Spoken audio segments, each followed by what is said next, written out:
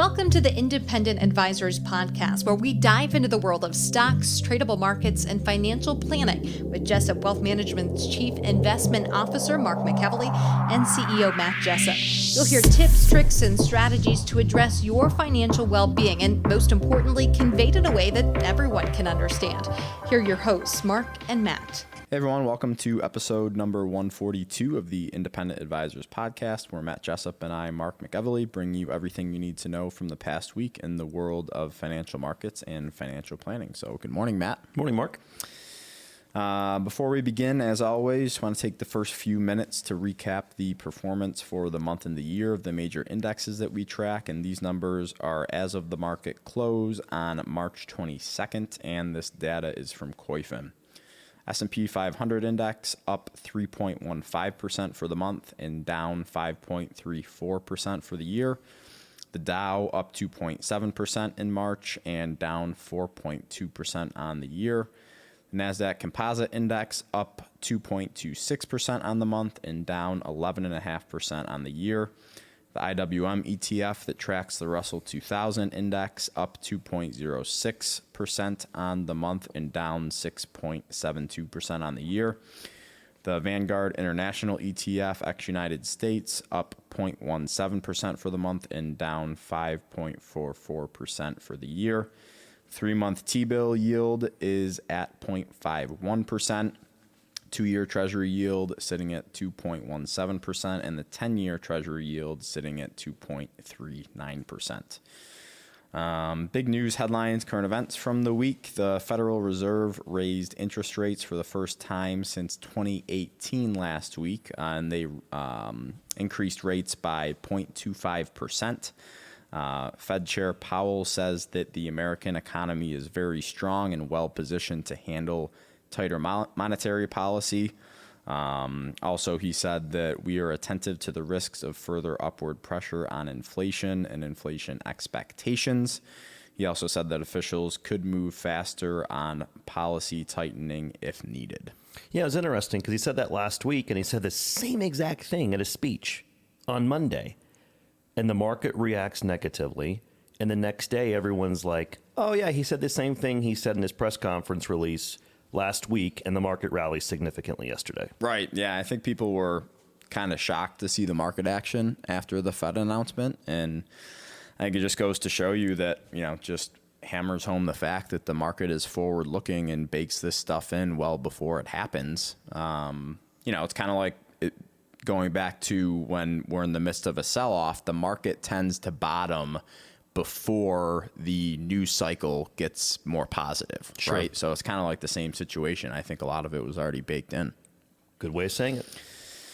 Lastly, according to the Federal Reserve Bank of Philadelphia, last Thursday, the headline Manufacturing Activity Index of the Manufacturing Business Outlook Survey rose to 27.4 in March, up from 16 in February, and the key new orders index came in at 25.8 versus 14.2 expectation. So just a reminder to keep it simple, anything above 0 indicates month-over-month growth. So pretty strong numbers from a manufacturing standpoint, which I think is a good thing for the economy. Love it. New orders, key indicator. Yep.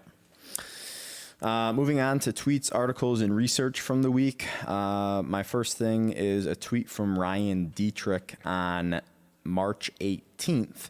Ryan posted a tweet that said, "History was made this week. For only the 5th time ever, the S&P 500 gained at least 1% for 4 consecutive days.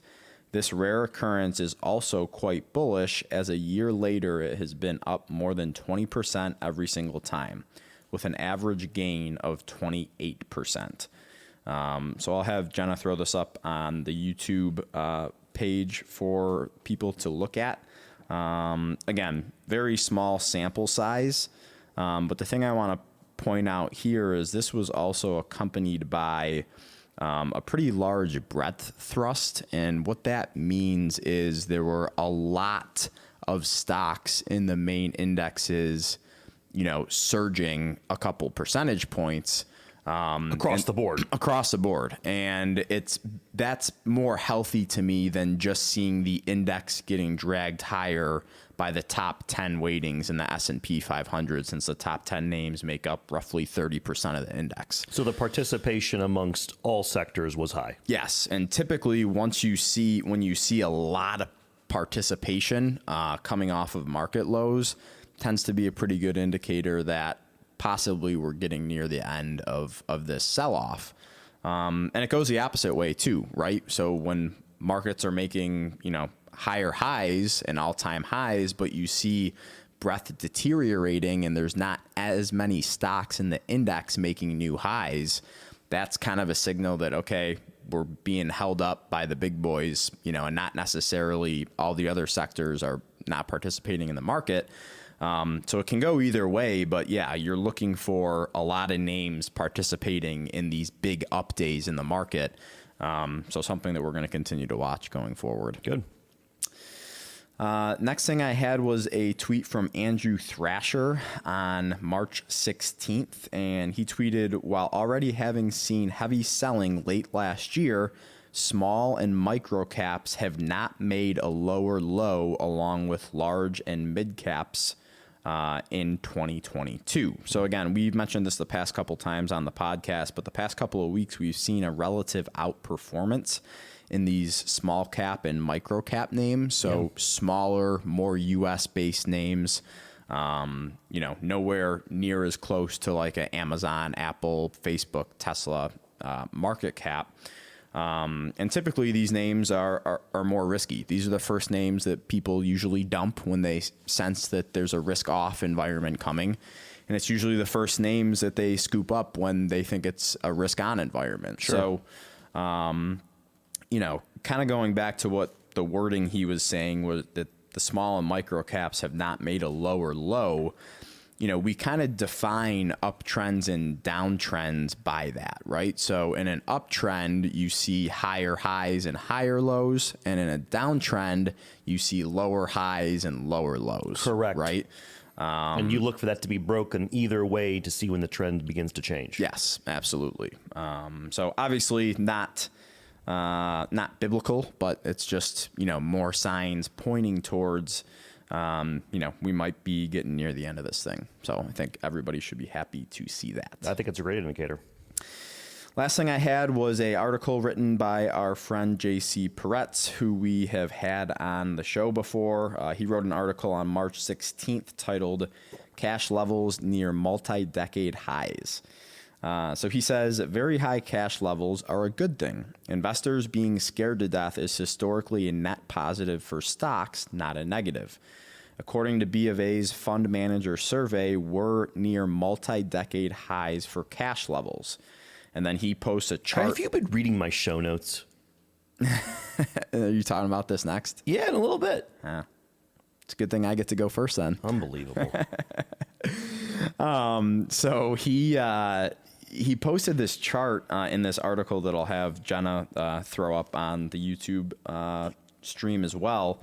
And it shows the fund managers' average cash balance going back to 99.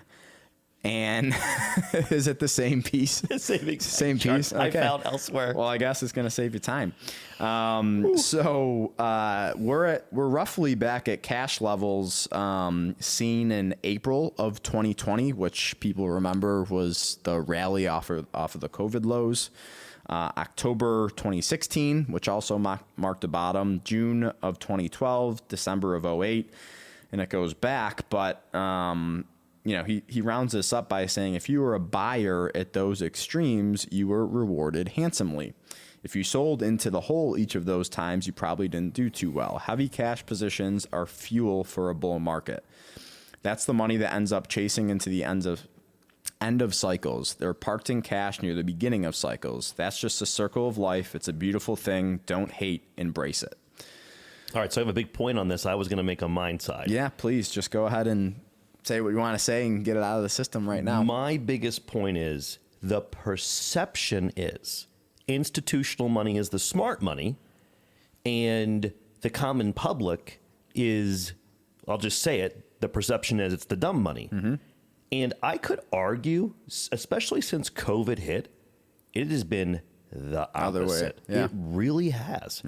There's been data coming out from custodians like TD Ameritrade saying that individual investors, and they have analysis based upon account sizes and the account registration type, that those individuals were buying a lot of the dips along the way and doing it very, very in a smart fashion in retrospect. And then all of a sudden, you see this type of data that the smart money, the institutional money in March had absorbently high cash levels. And what has happened over the past 7-8 trading days? It's been massive rally. Yeah. And so I just want to throw it out there that this perception of institutional money is always the smart money is not exactly true. Yeah. And I'm going to add a tidbit of that when I talk about this about hedge funds, because they're also drastically underweight. Okay.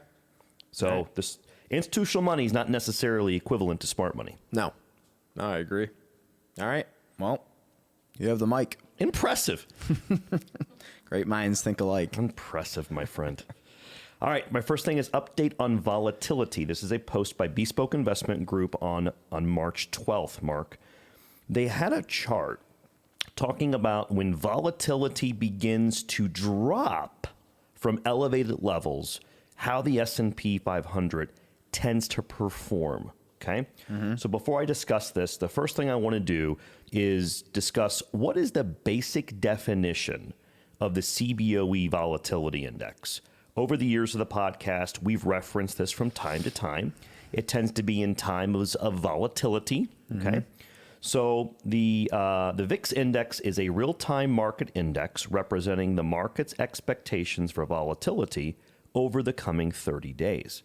The index spends a majority of its time somewhere between 15 to 20. Anything above 20 means volatility is elevated, and anything above 30, which is abnormal, means the market is expecting a lot of volatility.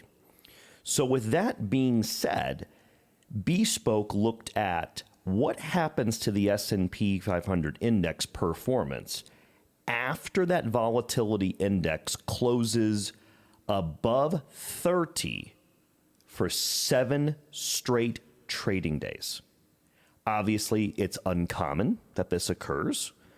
And so the data set is roughly about 1520 is the data set. And Jenna will post this chart for our YouTube viewers right now so you can see this. But here's the kicker. When this volatility starts to come in, that obviously means money's coming back into the market. People are more certain. You don't have as much uncertainty in the market. Good way of saying it? So 3 months after this occurs, the S&P's higher by 8%.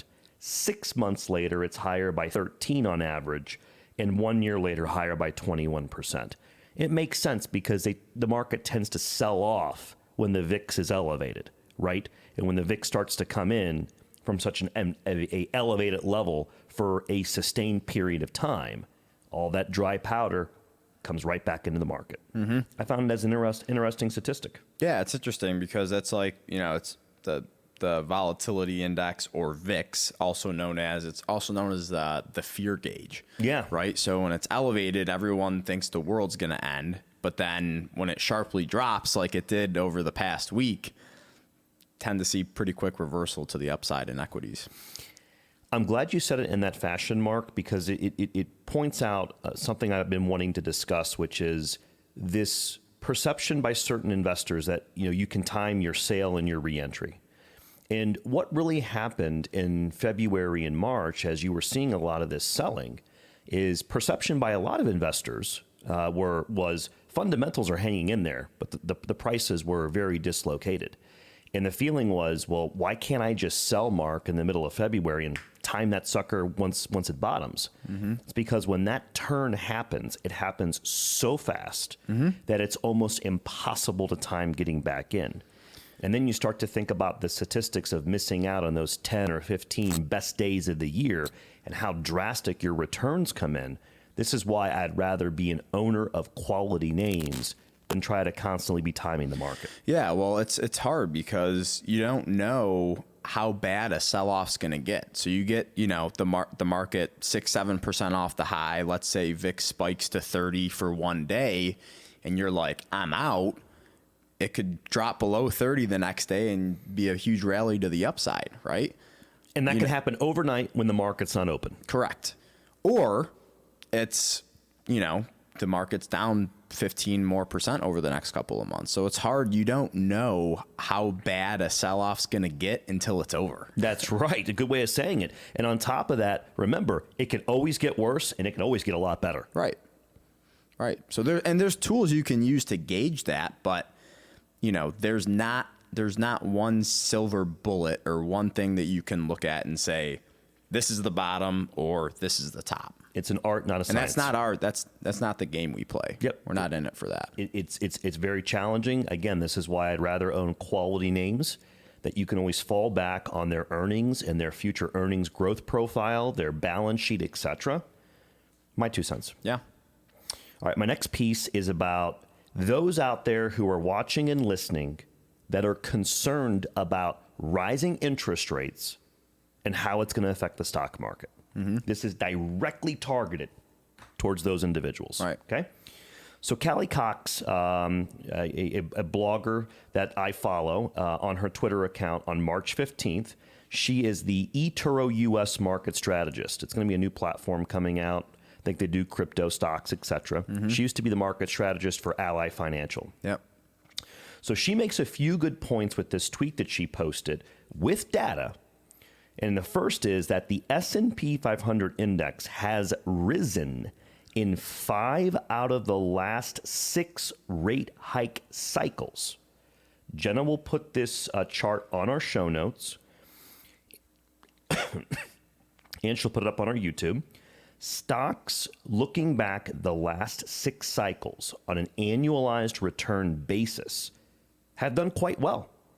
So, for example, in the rate hike cycle of December of 15 to July 2019, S&P averaged 10.9%. In June of 04, September of 07, averaged 8.4% per year.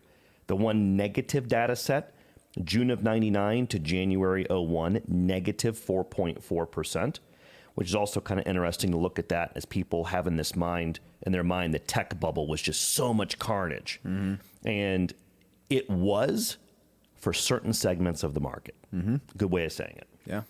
February 94, July of 95, averaged 11.4% annualized. March of 88, June of 89, 20.9%.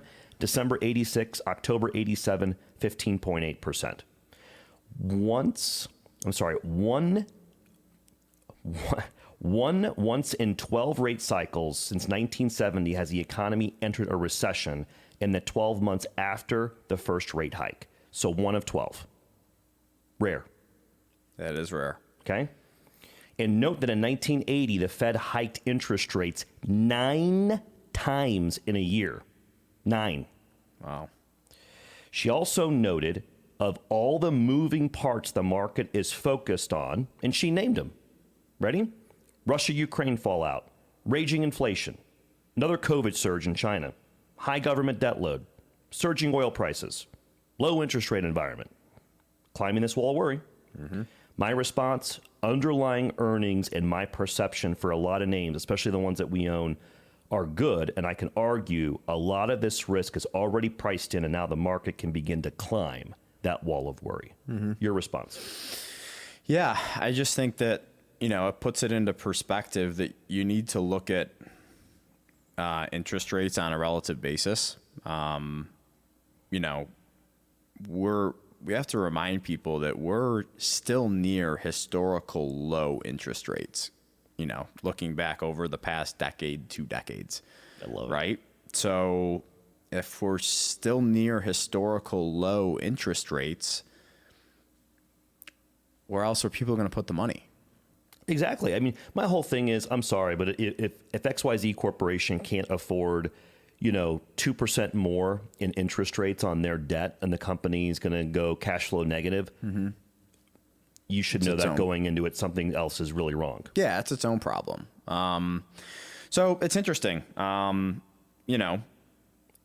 there's talk about a recession on the horizon. We'll see if that happens or not. We talked about the yield curve and inversion the past couple of weeks and what that means, so people can check out the previous episodes if they want to hear more about that. But, my just best guess, just interpreting the data, and my best guess is as good as Louis sitting here on the floor, is that it's going to invert just because that's the rate of trend right now. Yeah, it feels like it's where it's headed. Right, but it might not.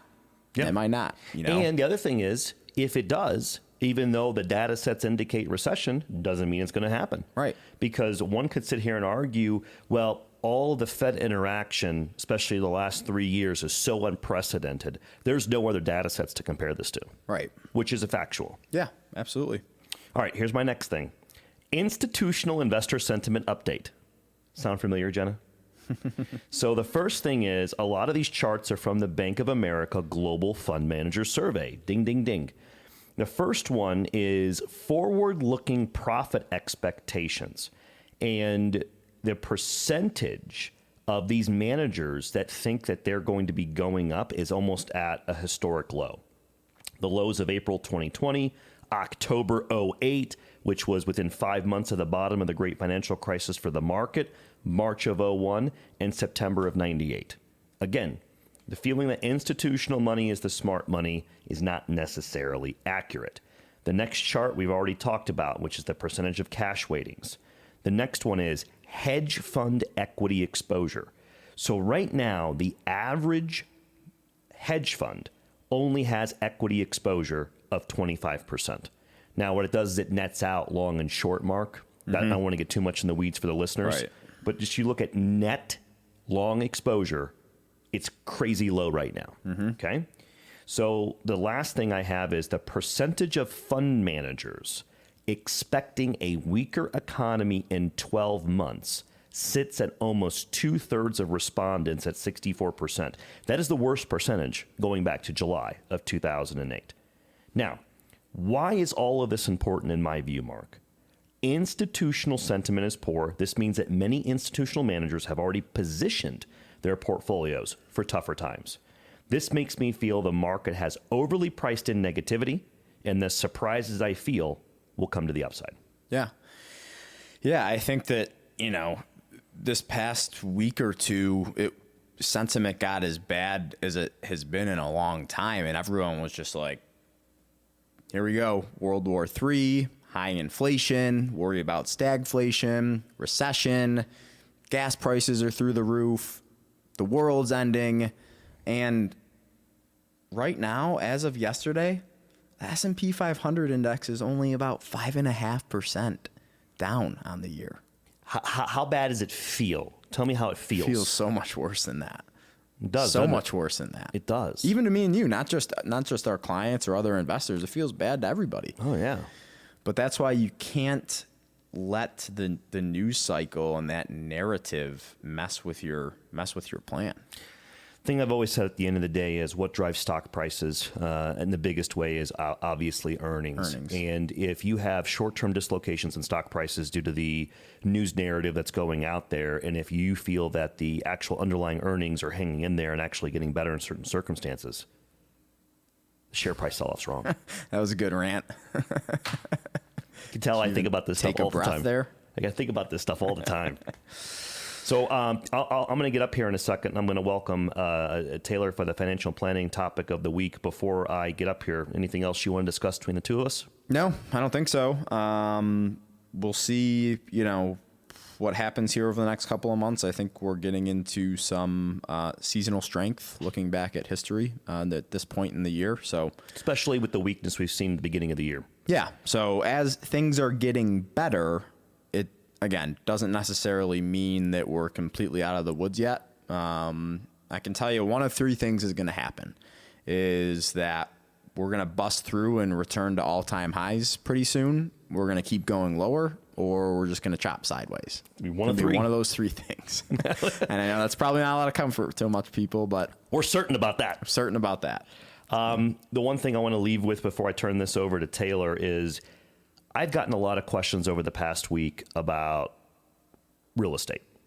And I'm not considering us real estate experts by any means. No. But what I am going to do next week is I'm just going to provide some basic data, and I'm going to share, mortgage rates, what I'm seeing happening with housing starts and how that could relate to prices in the future. It's going to be a pure opinion, my 2 cents. But I have been getting more and more questions about this. In fact, over the past 2 days, I've gotten 2 specific questions, and I've shared those charts with those people that I plan on sharing with everyone next week in my show notes, and I've already prepared. So definitely, if you're curious about my thoughts in regards to real estate prices, though it's my opinion, I'll be discussing that next week. Okay. Look forward to it. All right. I'm going to get up now. We'll see you next week, everybody. Back by popular demand, apparently listeners are sick and tired of me giving the financial planning topic of the week and think that Taylor does a better job. So we're bringing back the person that people want. So welcome back, Taylor. Thank you. I'm happy to be back. What do you have for us this week? Yeah, so I feel like every time I've been on, I've talked about tax. Okay. So I'm going to switch it up a little bit this week. I read an article on Forbes, and it's called "California is Ending Its Asset Test for Medicaid Long-Term Care. Is it a mistake?" Okay. So this really caught my eye because, as you know, the asset limit for Medicaid is extremely low. Mm-hmm. So to qualify for Medicaid, there are some financial requirements that you have to abide by.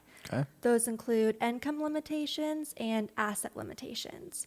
And since every state's a little different in those limits, I'm going to focus on Ohio's numbers. Okay. So if you have a household size of 2 people, the maximum annual income for that household cannot exceed $24,353. Wow. That's low. Yeah. And if you have a household size of 3 people, the maximum annual income for that household is $30,630. So only a couple $1,000s more than a 2-person household. Wow. So in addition to your income being capped, your asset limit, if you're single, is $2,000. And if you're a married couple and both spouses are applying for Medicaid, it's $3,000. Wow. Mm-hmm. Those are low levels. And, the thing, we've been asked about this because, we've had clients or just people that want more information about this is, hey, I'm trying to get, an older parent or a grandparent to qualify for Medicaid so that their care can be paid for. And it's really, really hard to meet these levels because they're so low. And you would think in the current inflationary environment that we're in that these levels would be raised to a certain extent, albeit, if they're trying to keep up with inflation, those numbers are only going to go up by 7 or 8%, which isn't much. But this is one of the more really difficult planning topics to try to figure out for people that have a family member that wants to qualify for Medicaid because the limits are so hard to meet. Mm-hmm. So yeah, you have so many different moving parts. You have the 5-year look back. Certain assets are considered countable and some are considered not countable. Right. It gets really nitty gritty. Mm-hmm. So countable assets that are included in this limit would be cash, stocks, bonds, investments, checking, savings accounts, and then real estate where you don't reside, so like a vacation home. Mm-hmm. I know that your primary residence and I believe one vehicle are considered non-countable, Yep. so you don't have to worry about that. But the article I referenced at the beginning states that soon California residents with personal care needs will be eligible for Medicaid no matter how much money and other assets they have. On July 1st, the state will increase the program's asset limit from $2,000 for an individual to $130,000. Whoa. And from $3,000 for a couple to $195,000. And the state plans to end this limit entirely as soon as 2024. Wow. That's crazy. I mean, yeah, it just goes to show you how expensive the cost of living has gotten in California. It'll be interesting to see if other states follow suit. But that's a pretty big jump. I mean, that's a change where the politicians in California are like, we've gotten this wrong for a long time, in my opinion. Yeah, and when I read this, my first thought was, are other states going to implement this? And then how are they going to pay for this? Right. Because I'm sure, the people that need financial assistance that aren't currently qualifying are barely over Right. that asset or income limit. And California has a huge population. Right. So. Exactly. So, yeah, it's one of those things where, when people are younger and healthy, it's hard to have that conversation about getting something like a long-term care policy. But, in this situation, 20, 30 years down the road, it's helpful because you have a policy that could pay for a place that you want your elderly parent or grandparent to be in, because I don't want to throw all of them into the same group, but just in my experience, when you have a long-term care policy, you're able to afford a very nice place for one of your loved ones, as opposed to a place that's getting paid for by Medicaid. It doesn't tend to have the same amount of benefits or the same level of care. So that's just one thing that people, I think, need to consider, that if they have the disposable income to do so, and they have a family history of elderly parents or grandparents needing long-term care, I think it's something that you have to at least consider. No, I think it's very important to talk about with your family. So the article also referenced one problem, and it said, making Medicaid long-term care available to Californians who need this assistance, regardless of wealth, will make it much harder to build political support for the tax increases necessary to fund a public insurance program. Right, exactly, because the money's got to come from somewhere, right? So... Yeah, and something I thought was interesting is that they also mentioned they only expect 21,000 people to benefit from the asset limit increase. Wow. Right.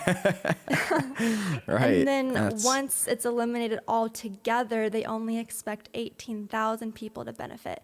Wow. They didn't specify if it was, I'm assuming it was for the whole state. Right. They weren't specific about that, but Wow. You would expect those numbers to be a lot higher. A lot higher, yeah. Something funny doesn't smell right there. That's interesting. Yeah, I was really surprised. But, I mean, in general, I think it could be a really positive thing for those individuals who need those assistance. Yeah, absolutely. And there's people out there that need the help. I think the challenge for the government in the past is trying to figure out the best way to determine who needs the help and who doesn't. And there's always been loopholes around that, going back to the inception of our government. So, it's going to be really interesting. But I know that, because California, or LA in particular, has a pretty large homeless population. And there's been funds designated to help the homeless population, but it doesn't seem that things are getting any better. So you just wonder, where is that money going? And I think that, especially if I was a resident of California, I would want to see a detailed, laid out plan of how these, asset level increases and income level increases are going to affect change. And if it's only 18,000 people that it's going to benefit, I'm not saying those people shouldn't be benefited, but shouldn't we be looking at something else that's going to help a larger portion of the population that needs it? So, again, that's all just my opinion, but, interesting to see what happens with this, because it is very challenging for people to meet those limits right now all across the country, really. So No, it's going to be interesting to see how it plays out, and if they make any changes, or if other states want to follow behind California and, do the same thing. So yeah, well, it'll be interesting to see what happens. So thanks for bringing that up, Taylor. Anything else you want to add to that before we close it out for the week? No, that was it. Okay. All right, everybody. Thanks for listening to episode number 142 of the Independent Advisors Podcast. We hope you all have a great week, and we will be back next week with episode 143. Thank you for listening to the Independent Advisors Podcast. If you're interested in hearing more, hit the subscribe button so you can be notified every time a new episode gets released. Feel free to share with friends, family, and follow us on Twitter at Jessup Wealth, Facebook, and LinkedIn. Mark and Matt will continue to share beneficial information on these social media sites. Also, check out the podcast tab on their website. That's www.jessupwealthmanagement.com. There you'll find links to every episode of the Independent Advisors. Have questions or topics you want to discuss on the show? Message us on Twitter, LinkedIn, or send an email with the words questions and topics in the subject line to inquiries@jessupwealthmanagement.com. We'll talk about it right here on the podcast. Certain sections of this commentary may contain forward-looking statements based on reasonable expectations, estimates, projections, and assumptions. Forward-looking statements are not guarantees of future performance and involve certain risks and uncertainties which are difficult to predict. All indices are unmanaged and are not available for direct investment by the public. Past performance is not indicative of future results. This podcast is provided for general informational purposes only and does not constitute either tax, legal, or financial advice. Although we do go to great lengths to make sure our information is accurate and useful, we recommend you consult a tax preparer, professional tax advisor, financial advisor, or lawyer regarding your specific circumstances. Investing involves risk, including the loss of principal. No strategy can guarantee any objective or goal will be achieved. Advisory services offered through Commonwealth Financial Network, a registered investment advisor.